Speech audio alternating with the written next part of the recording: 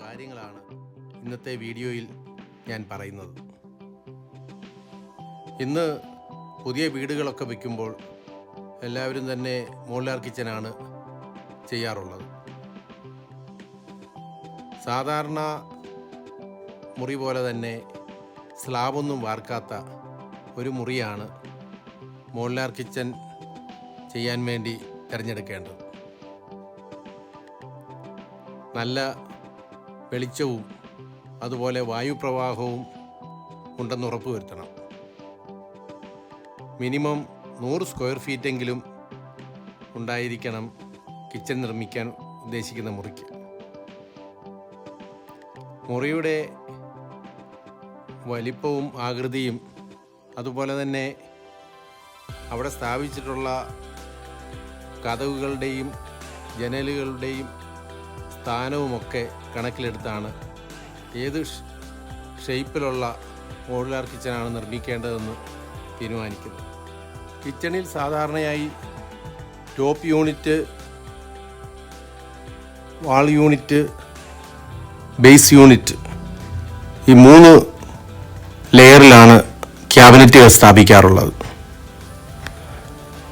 Bottom unit 80 മുതൽ 90 centimetre വരെ ഹൈറ്റിലാണ് സാധാരണ നിർമ്മിക്കാറുള്ളത്. എന്നാൽ അവിടെ പാചകം ചെയ്യേണ്ട ആളിൻ്റെ ഹൈറ്റ് അനുസരിച്ച് 85 സെൻറ്റിമീറ്റർ, 87 സെൻറ്റിമീറ്റർ ഇങ്ങനെ അതിനൊരു വേരിയേഷൻ ഉണ്ടാവാം. ബോട്ടം യൂണിറ്റിൻ്റെ ഫ്രണ്ടിലോട്ടുള്ള പ്രൊജക്ഷൻ 60 സെൻറ്റിമീറ്ററാണ്. ബോട്ടം യൂണിറ്റിൻ്റെ മുകളിൽ ഗ്രാനൈറ്റോ അതുമല്ലെങ്കിൽ കൊറിയൻ ടോപ്പ്, നാനോ വൈറ്റ് ഇത്തരം പാനലുകളാണ് സാധാരണ ഉപയോഗിക്കാറുള്ളത്. സിങ്കും സ്റ്റൗവും ബോട്ടം യൂണിറ്റിലാണ് സ്ഥാപിക്കുന്നത്. ബോട്ടം യൂണിറ്റിന് മുകളിലോട്ട് 60 സെൻറ്റിമീറ്റർ വാൾ ടൈൽ ഒട്ടിക്കേണ്ടതായിട്ടുണ്ട്. അതിനു മുകളിൽ 60 സെൻറ്റിമീറ്റർ ഹൈറ്റിലാണ് വാൾ യൂണിറ്റ് സ്ഥാപിക്കുന്നത്. വാൾ യൂണിറ്റിൻ്റെ ഫ്രണ്ടിലോട്ടുള്ള പ്രൊജക്ഷൻ 30 സെൻറ്റിമീറ്ററാണ്.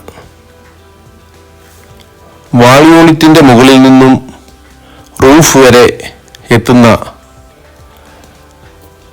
90 സെൻറ്റിമീറ്റർ കണക്കാക്കി ടോപ്പ് യൂണിറ്റ് അല്ലെങ്കിൽ ലോഫ്റ്റ് നിർമ്മിക്കാറുണ്ട്.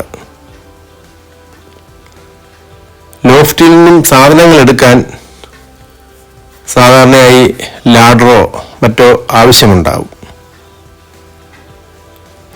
ബേസ് യൂണിറ്റിൽ പലതരം കിച്ചൺ ആക്സസറീസുകൾ, ബാസ്ക്കറ്റുകളൊക്കെ സ്ഥാപിക്കാറുണ്ട്. പ്രധാനമായിട്ടും plate basket, cutlery basket, cup and saucers, vertical pull out ഇത്തരം ബാസ്ക്കറ്റുകളാണ് സ്ഥാപിക്കാറുള്ളത്. അതുപോലെ ടാൻഡം ബോക്സുകളും ഉപയോഗിക്കാറുണ്ട്. സാധാരണയായിട്ട് വാൾ യൂണിറ്റിൽ ഉപയോഗിക്കുന്ന ഒരു ബാസ്ക്കറ്റ് GTPT എന്നറിയപ്പെടുന്നു. GTPT 60 സെൻറ്റിമീറ്റർ മുതൽ 120 സെൻറ്റിമീറ്റർ വരെ പല അളവിൽ ലഭ്യമാണ്. ഹിഞ്ചസുകൾ auto close hinges, soft close hinges ഇങ്ങനെ പലതരം ഹിഞ്ചസുകൾ ലഭ്യമാണ്. ഹിഞ്ചസുകൾ ഉപയോഗിക്കുമ്പോൾ നമ്മൾ ശ്രദ്ധിക്കേണ്ടത് 304ൻ്റെ സ്റ്റെയിൻലെസ് സ്റ്റീൽ ഹിഞ്ചസ് തന്നെ ആയിരിക്കണം. അല്ലാത്ത പക്ഷം തുരുമ്പടിക്കാനുള്ള സാധ്യത വളരെ കൂടുതലാണ്. പ്രത്യേകിച്ച് കിച്ചനുള്ളിൽ മോയ്സ്ചർ ധാരാളം ഉണ്ടാവും. സ്ലൈഡറുകളും 304ൻ്റെ സ്റ്റെയിൻലെസ് സ്റ്റീൽ തന്നെ ഉപയോഗിക്കുന്നതായിരിക്കും ഏറ്റവും ഉചിതം. സ്ലൈഡറുകൾ ഓട്ടോ ക്ലാസ് ആയിട്ടും ലഭ്യമാണ്. അതുപോലെ കിച്ചൻ്റെ ബോട്ടം പാനൽ കഴിവതും UPVC ഷീറ്റുകൾ ഉപയോഗിക്കുന്നതായിരിക്കും നല്ലത്. വെർട്ടിക്കൽ പാനൽ എപ്പോഴും 710 ഗ്രേഡ് മറൈൻ പ്ലൈ ആണ് നല്ലത്. കാരണം വെർട്ടിക്കൽ പാനലിലാണ് ഡോറുകൾ ഫിറ്റ് ചെയ്യേണ്ടത്. ഡോറുകൾ ഫിറ്റ് ചെയ്യുമ്പോൾ ഹിഞ്ചസുകൾ കറക്റ്റായിട്ട് മുറുക്കണമെന്നുണ്ടെങ്കിൽ നല്ല സ്ക്രൂ ഹോൾഡിംഗ് കപ്പാസിറ്റി ഉള്ള പാനലായിരിക്കണം വെർട്ടിക്കലായിട്ട് കൊടുക്കേണ്ടത്. പലരും പണിയുടെ എളുപ്പത്തിന് വേണ്ടി മൾട്ടിവുഡും WPC ഉപയോഗിക്കാറുണ്ട്. പക്ഷെങ്കിൽ ഒരു കുഴപ്പം എന്താണെന്ന് ചോദിച്ചാൽ മൾട്ടിവുഡിനും UPVCക്കും ഒക്കെ സ്ക്രൂ ഹോൾഡിംഗ് കപ്പാസിറ്റി വളരെ കുറവാണ്. അത് കാരണം നമ്മൾ ഒരിക്കൽ ഹിഞ്ചസ് ഫിറ്റ് ചെയ്താൽ പലതവണ തുറക്കി അടയ്ക്കുകയും ചെയ്യുമ്പോൾ ഹിഞ്ചസ് ലൂസ് ആവുകയും ആ ഹിഞ്ചസ് പിന്നീട് ടൈറ്റ് ആക്കാൻ കഴിയാത്ത പോലെ വളരെ ലൂസായി ഇരിക്കുകയും ചെയ്യുന്നു. അത് കാരണം വെർട്ടിക്കൽ പാനൽ എപ്പോഴും മറൈൻ പ്ലൈ തന്നെ ഉപയോഗിക്കണം. ശ്രദ്ധിക്കേണ്ടത് 710 ഗ്രേഡ് BWP ഗ്രേഡ് ആയിരിക്കണം എന്നുള്ളത് മാത്രമാണ്. അതുപോലെ തന്നെ പാനലിൻ്റെ 4 സൈഡും മെഷീനിൽ തന്നെ എഡ്ജ് ബാൻഡ് അടിച്ച് മോയ്സ്ചർ ഉള്ളിൽ കിടക്കില്ല എന്ന് ഉറപ്പുവരുത്തണം. അല്ലാത്ത പക്ഷം എളുപ്പം പാനൽ ഡാമേജ് ആകാനുള്ള സാധ്യതയുണ്ട്.